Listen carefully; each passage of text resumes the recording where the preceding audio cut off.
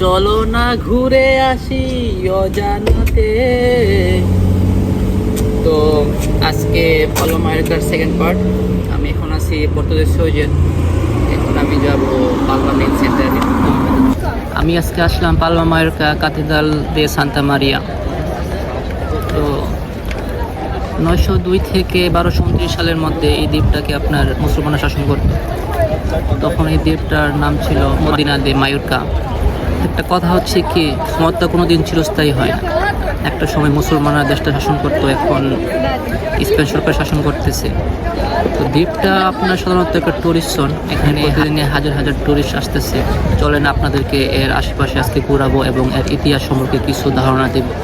Cathedral ইতিহাসের সাথে ঘনিষ্ঠভাবে জড়িত। 1229 সালে মদিনা মায়োরকা মুসলিমদের থেকে বিজয়ের পরে এটা নির্মাণ কাজ করতে প্রায় কয়েকশো বছর লেগে যায়। এটি প্রাচীন মসজিদ এবং রোমান দেয়ালের উপর ভিত্তি করে নির্মাণ করা হয়েছিল, যাতে শহরটিকে শত্রুদের হাত থেকে রক্ষা করতে পারে। যুদ্ধের সময় ভার্জিন মেরির জাহাজ ডুবে যায়, সেই থেকে এটার নাম সান্তা মারিয়ার ক্যাথেড্রাল বলা হয়।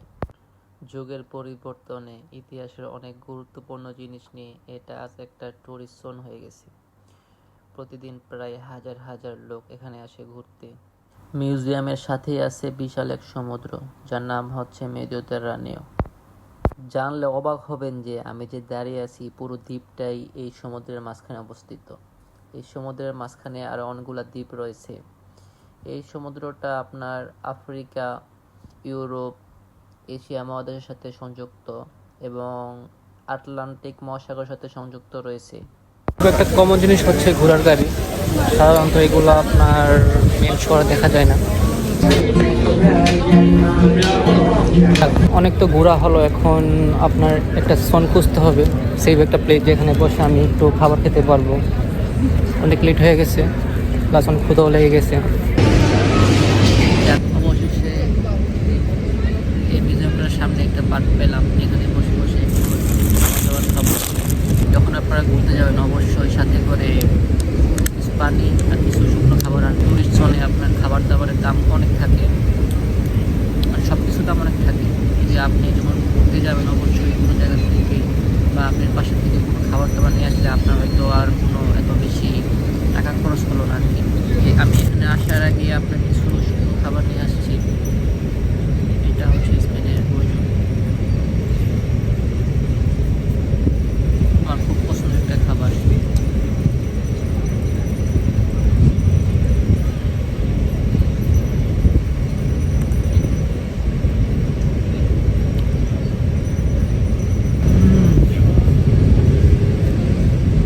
Parece que después de picar yo estoy comiendo pollo. A veces me siento como no hablar castellano, a veces siento como no va a hablar mi idioma, que no lo sé, estoy volviendo loco. Entonces মাঝে মধ্যে বাংলা বলতে আমি স্বাচ্ছন্দ্য বোধ করি, আবার মাঝে মধ্যে স্পেলিং বলতে আমি স্বাচ্ছন্দ্য বোধ করি। মানে স্পেলিং বলতে ভালো লাগে, মনের ভাবটা প্রকাশ করতে পারি। এটা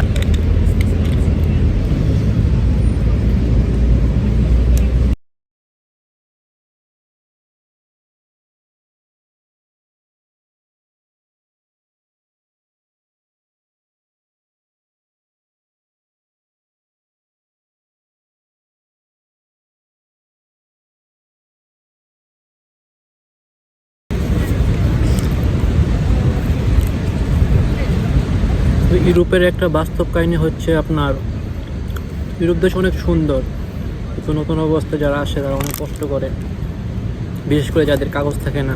2-3 বছর অনেক কষ্টে যায়।